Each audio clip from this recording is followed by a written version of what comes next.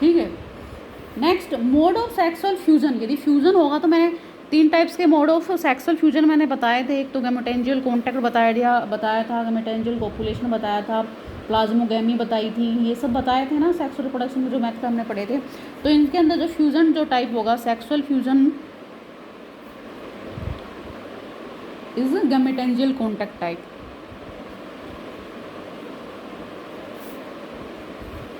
Contact type होगा, ठीक है।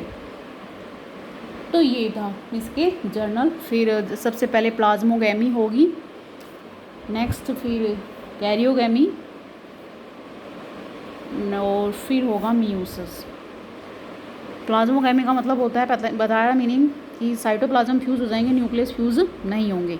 उसके बाद कैरियोगैमी का मतलब होता है न्यूक्लियस भी फ्यूज़ हो जाते हैं, ठीक है। और मियोसिस नंबर ऑफ क्रोमोसोम्स या न्यूक्लियस क्या हो जाते हैं, हाफ हो जाएंगे, मतलब 2 हैं तो 1 हो जाएगा, 4 हैं तो 2 हो जाएंगे, इस तरीके से। तो ये थे जनरल कैरेक्टरिस्टिक्स ऑफ फंगाई मास्टिगोमाइकोटिना। इसके अंदर एग्जाम्पल कौन कौन सी फंगाई आती है इस क्लास के अंदर, एग्जाम्पल है मैंने आपको लिखवाया भी था। एक है फाइटोपथोरा, ये जो फंगस है इम्पोर्टेंट फंगस है, इसका एक स्पीसीज़ है फाइटोपथोरा इनफेस्टेंस। फाइटोपथोरा शॉर्ट फॉर्म में लिख रही हूँ, इनफेस्टेंस। ये एक डिजीज़ करती है, इस डिजीज़ का नाम होता है late blight of potato. Important question है, लेट ब्लाइट ऑफ पोटैटो, ठीक है। ये वाली डिजीज़ से पोटैटो डिजीज़ से मतलब जो पोटैटो होते हैं वो क्या हो जाते हैं, हमारे ख़राब हो जाते हैं, उनका जो प्लांट्स होता है पोटैटो का वो डैमेज हो जाता है, ठीक है। और ऐसे डैमेज पोटैटो यदि हमारे खाते हैं तो हमें भी बीमारी हो जाती है, डिजीज हो जाती है। एक ईयर 1843-46 में यूरोप के अंदर एक बीमारी मतलब पोटैटो के कारण, ये जो डिजीज़ थी ना लेट ब्लाइट ऑफ पोटैटो के कारण एक बीमारी फैली थी, एंडेमिक जैसे अब कोरोना फैली हुई है ना, इस टाइप से एक बीमारी फैल गई थी पोटैटो के, मतलब इस टाइप की स्पीसीज़ खाने से जो डिजीज़ पोटैटो को ये वाली डिजीज़ हो रखी थी लेट ब्लाइट ऑफ पोटैटो, और ये पोटैटो लोगों ने खाया तो उनकी एक डिजीज़ हो गई। डिजीज़ का नाम था पोटैटो फेमाइन। क्या नाम था पोटैटो, जो पोटैटो के कारण हुई थी, और इससे बहुत सारे लोग यूरोप के अंदर मिलियंस ऑफ लोग मारे गए थे इस डिजीज़ की वजह से, ठीक है। नेक्स्ट जो स्पीसीज़ है इस फंगस का वो है,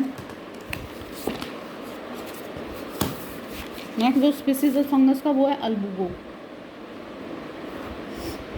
अल्बुगो भी एक स्पीसीज़ है, अल्बुगो कैंडिडा। ये भी डिजीज़ करती है वाइट रस्ट ऑफ क्रूसीफर। इस डिजीज़ को क्या बोलते हैं, वाइट रस्ट ऑफ क्रूसीफर, ठीक है। इससे क्या होता है कि जो रस्ट टाइप जो हमारा ये सरसों का प्लांट्स देखा होगा, सरसों के पेड़ पे पूरे पे मतलब ब्लैक सा वाइट सा पाउडर सा बन जाता है पूरा, रस्ट जिसको हम बोलते हैं, ठीक है। इससे पूरा सरसों का प्लांट से कई बार क्या हो जाता है, डैमेज हो जाता है, पाउडर सा बन जाता है, ये इस फंगस के कारण होता है, ठीक है। तो ये था। नेक्स्ट जो फंगस आती है वो हमारी आती है पाइथियम।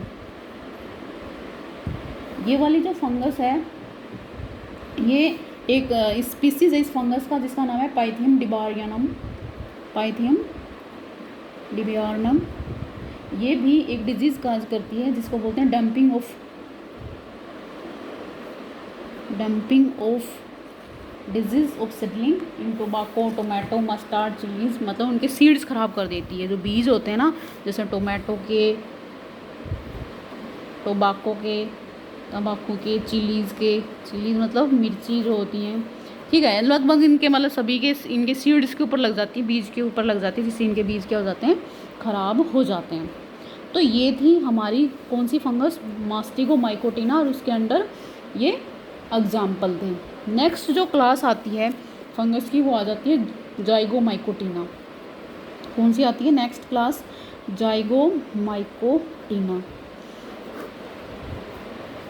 इसके जनरल कैरेक्टरिस्टिक्स, इसका जो थैलस होगा इस क्लास का वो भी कैसा होगा, माइसीलियल टाइप होगा। थैलस इज माइसीलियल का मतलब होता है भाई हाइपी आपस में जुड़ी रहेंगी, एंड हाइपी कैसी होंगी, कोइनोसाइटिक। IPR coenocytic. कोइनोसाइटिक का मतलब होता है कि एसेप्टेट हाइपी होंगी एंड मल्टी न्यूक्लियेट कंडीशन होगी। एसेप्टेड मल्टी न्यूक्लियेट कंडीशन का मतलब होता है सेप्टा नहीं होंगे हाइपी के अंदर, तो एक से ज़्यादा न्यूक्लियस उनके अंदर प्रेजेंट होंगे। ठीक है। एंड अब एक बात ध्यान देखना है कि जो जाइगोमाइसिटिस फंगस है इसके अंदर कोई मोटाइल स्ट्रक्चर नहीं होगा। मोटाइल मतलब जो स्पोर्स बनेंगी है सेक्सुअल प्रोडक्शन के अंदर, जैसे कि जूस स्पोर्स उसके अंदर बन रही, तो juice spores only juice spores को छोड़कर आगे जितनी भी स्पोर्स हमने पढ़ी थी वो सारी नॉन मोटाइल थी। ओनली एक जूस स्पोर जो थी ना वो मोटाइल होती है। तो इसका मतलब जो मेल या फीमेल गमेट्स होंगे वो नॉन मोटाइल ही होंगे, और जो स्पोर्स बनेंगी वो भी नॉन मोटाइल टाइप ही बनेंगी। ठीक है। नेक्स्ट करेक्टरिस्टिक्स क्या हो जाएगा भी, एसेक्सुअल रिप्रोडक्शन के अंदर जो होगा वो कैसा होगा,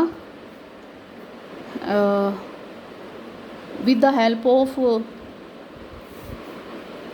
स्पोर्स के थ्रू ही होगा, बट स्पोर्स कैसी बनेगी हमारी, जूस स्पोर्स टाइप, ना सॉरी स्पोरेंजियोस्पोर टाइप।